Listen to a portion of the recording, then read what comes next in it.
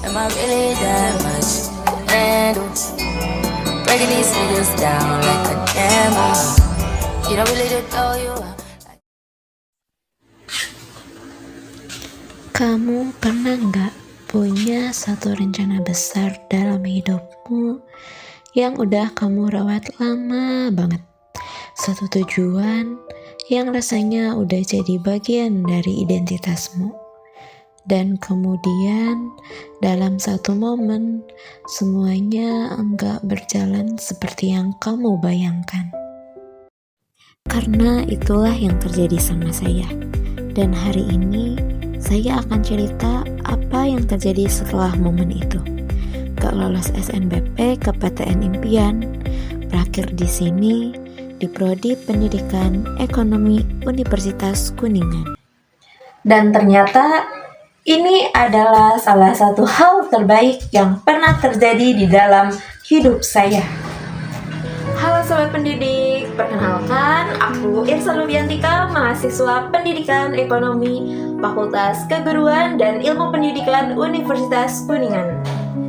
Oke guys, di video kali ini aku gak akan ceramah, tetapi aku akan berbagi satu perjalanan hidup yang mudah-mudahan bisa jadi cermin buat kamu yang memang sedang berada di titik yang sama seperti aku dulu. Kita akan ngobrol bagaimana sih cara berpikir yang bisa mengubah keterbatasan menjadi sesuatu yang lebih bermakna. Durasi video ini sekitar 20 menit. Saya meminta waktu kamu dan saya berjanji ini worth it. Yuk kita mulai. Sebelum kita masuk ke cerita, saya mau ajak kamu lihat satu angka dulu. 9,9%. Itu adalah angka pengangguran dari kalangan sarjana yang dicatat Badan Pusat Statistik pada tahun 2024. Hampir 1 dari 10 orang yang sudah selesai kuliah belum berhasil masuk ke dunia kerja secara produktif. Dan ini bukan angka abstrak yang ada di buku statistik. Ini bisa jadi kita, ini bisa jadi orang-orang yang kita kenal. Kamu pernah gak sih mendengar istilah generasi strawberry? Generasi yang katanya menarik di luar, namun akan runtuh ketika terbentur tekanan. Sejujurnya, saya nggak mau berdebat apakah ini adil atau enggak. Tetapi ada satu hal yang ingin saya tanyakan. Apakah kamu mau diri kamu terdefinisikan oleh label orang lain? Atau kamu yang akan mendefinisikan siapa diri kamu? Satu pertanyaan yang ingin saya titipkan sebelum kita lanjut. Pernahkah kamu merasa bahwa nilai di transkrip kamu nggak mencerminkan seberapa besar potensi yang sebenarnya kamu punya? Kalau iya, kamu sudah mulai berpikir lebih dari sekedar angka. Dan itu adalah awal yang sangat baik. Oke, sekarang saatnya saya akan jujur sama kamu. Ada satu momen yang dimana saya merasa hidup saya sangat hancur. Seluruh rencana yang telah saya susun akan runtuh dalam sekejap. Karena pada saat itu, saya tidak lolos SNBP ke Institut Teknologi Bandung, program studi perencanaan wilayah dan kota. Padahal, hal itu merupakan impian yang telah saya susun sejak lama. Kedepannya sudah saya bayangkan akan seperti apa bentuknya dan tentunya sudah saya ceritakan kepada orang tua saya, namun pintunya tertutup. Tentu ada rasa kecewa yang saya alami. Saya tidak akan berpura-pura hal itu tidak ada. Namun, di tengah kekecewaan itu, ada satu pertanyaan yang muncul di kepala saya.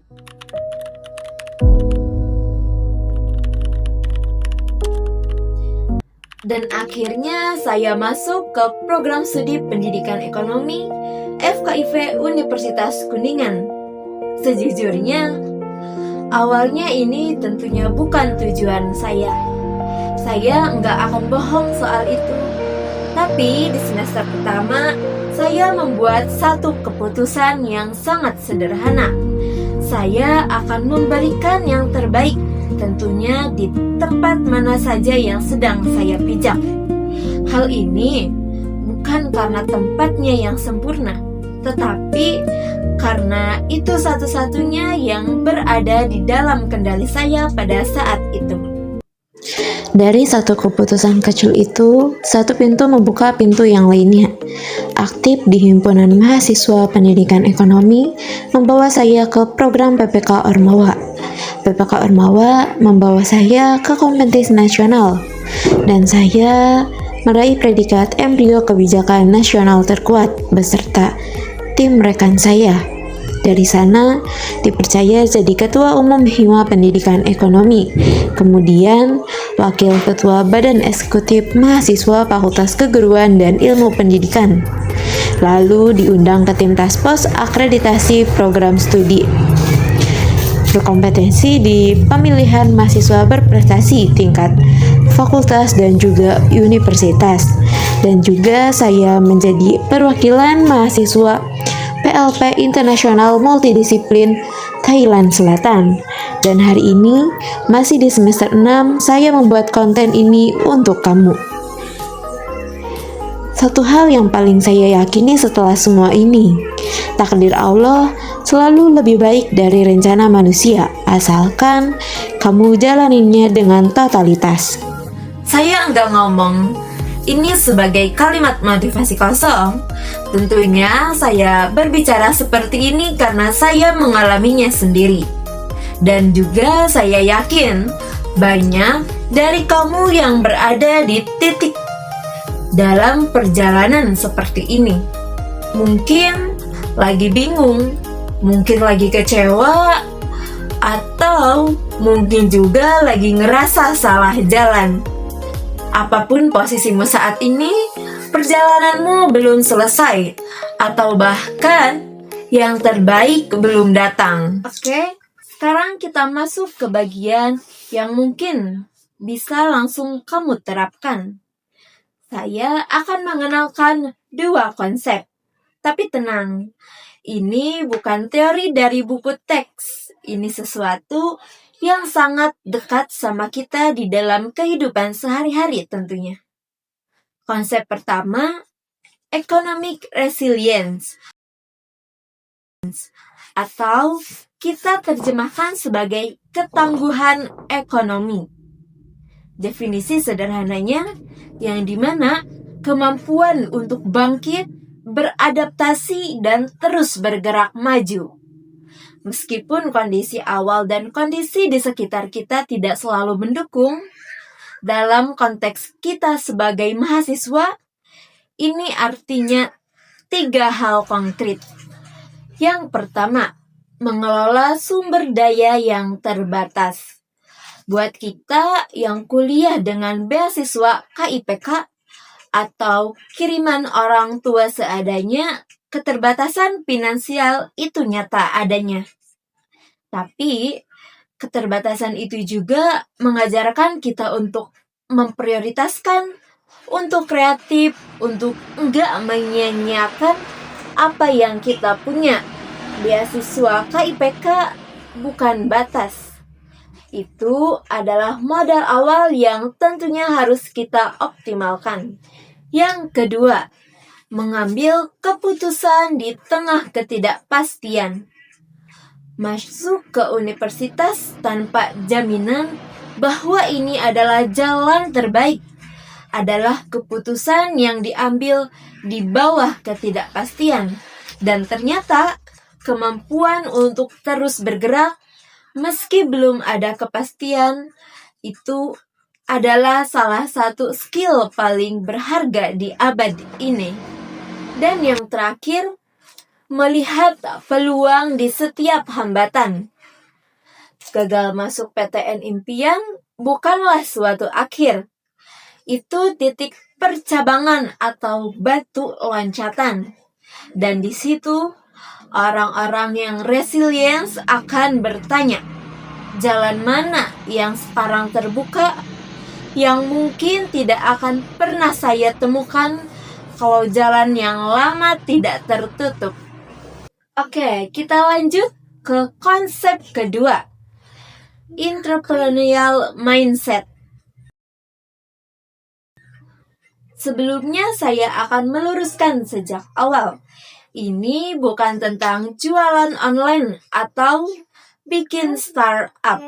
Ini tentang cara berpikir, orientasi yang membuat seseorang selalu melihat situasi melalui lensa kemungkinan, bukan lensa keterbatasan. Ada 4 karakter utamanya. Yang pertama, proaktif. Tidak menunggu disuruh, tetapi inisiatif duluan. Ketika saya mengetahui bahwasanya ada kompetisi nasional, di situ saya mencari terlebih dahulu, membaca pengumumannya, mempelajari persyaratannya, dan tentunya mendaftarkan diri lebih dahulu, tidak menunggu ajakan dari teman. Yang kedua, inovatif. Di himpunan mahasiswa, saya nggak cuma bikin rutinitas tahunan, tetapi saya bertanya, bagaimana keberadaan organisasi ini bisa menimbulkan dampak nyata dan terukur. Bahkan setelah masa jabatan saya selesai, dari pertanyaan itulah lahirlah program yang membawa saya ke panggung nasional. Dan yang selanjutnya yaitu kalkulasi risiko. Keputusan saya menjadi ketua umum Himpunan Mahasiswa Pendidikan Ekonomi di semester 4 itu bukanlah suatu keputusan yang ringan. Karena di balik itu semua ada resiko akademik dan juga tentunya ada resiko kegagalan. Tetapi entrepreneurial mindset bukan berani tanpa perhitungan, melainkan berani karena sudah terhitung dengan matang. Dan yang terakhir, ini merupakan hal yang sangat penting yang seharusnya kita miliki di era zaman sekarang. Setiap relasi yang kita bangun dengan dosen, rekan mahasiswa, dan juga dengan instansi mitra manapun, itu merupakan investasi sosial.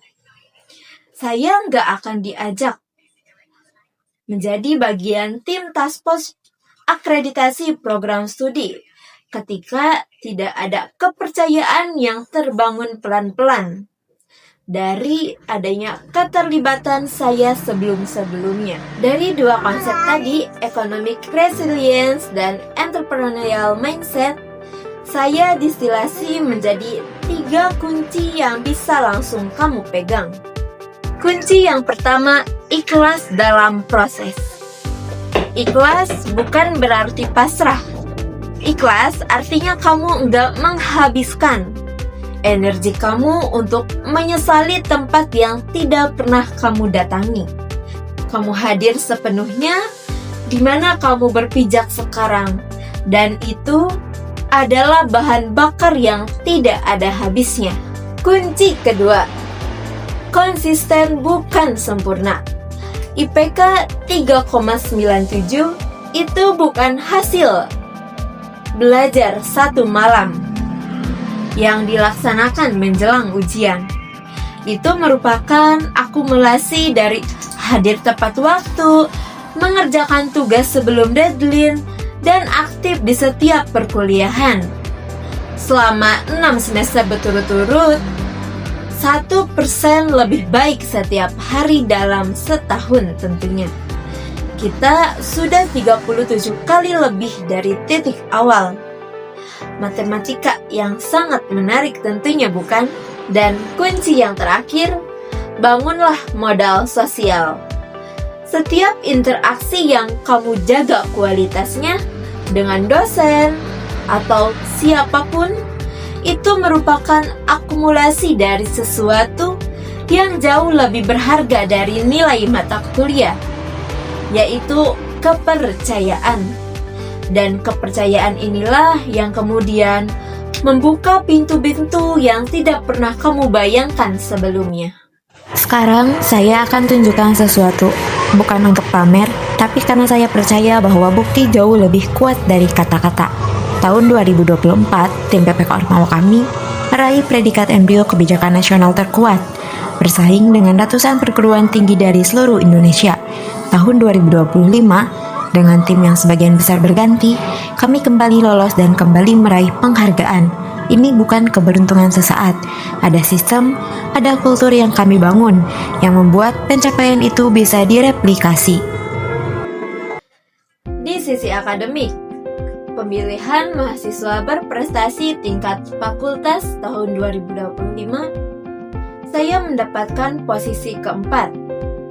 Dan di tahun sekarang, saya mengikuti kembali pemilihan mahasiswa berprestasi tingkat fakultas tahun 2026 dan membawa saya ke posisi juara 1 tingkat fakultas dan melanjutkan ke tingkat universitas sebagai perwakilan resmi dari fakultas saya sendiri.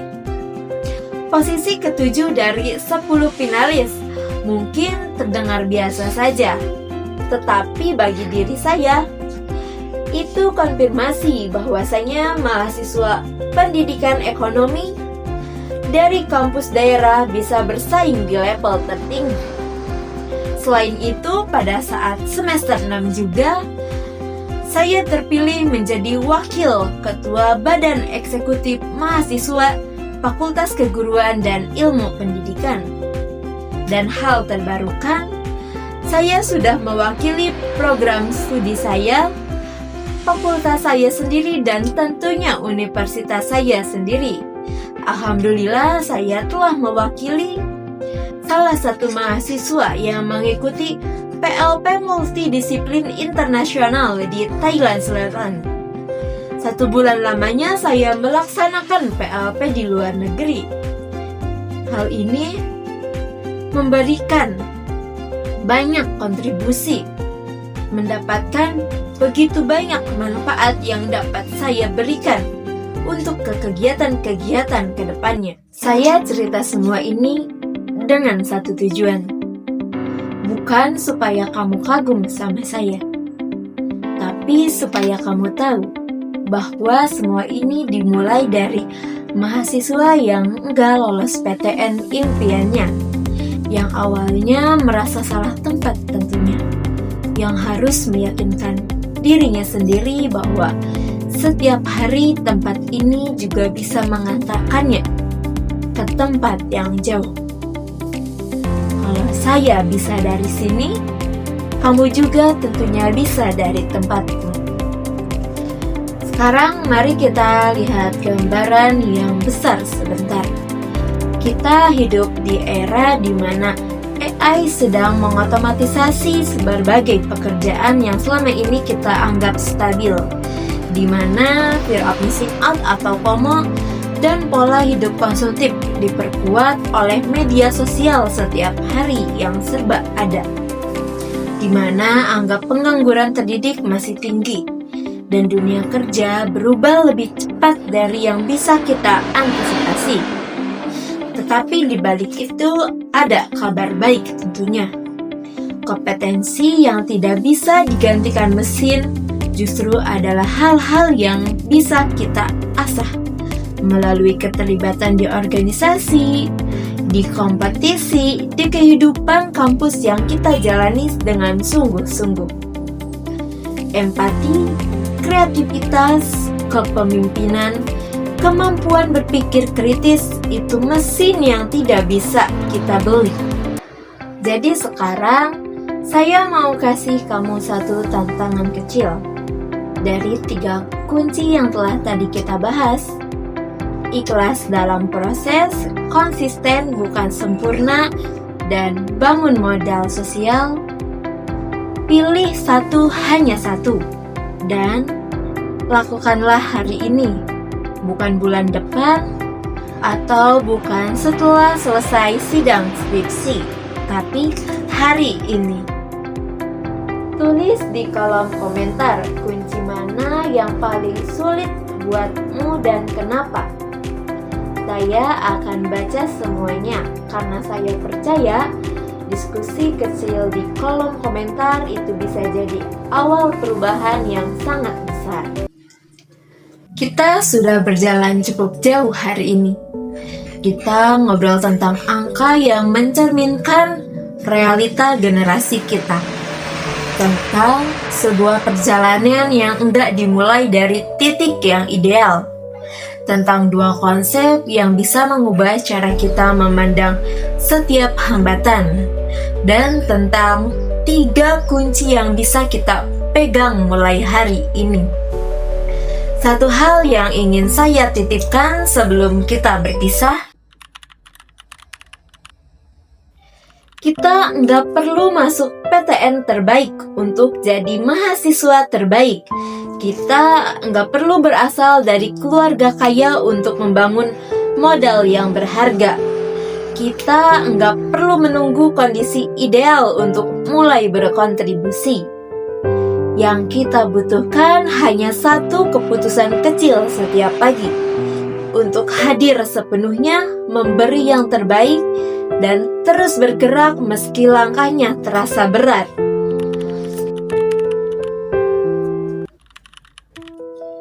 Masa depan yang luar biasa tidak diciptakan oleh orang-orang yang menunggu sesuatu menjadi ideal. Ia diciptakan oleh mereka yang berani meski tidak ada jaminan, dan terus berjalan meski jalannya tidak selalu lurus.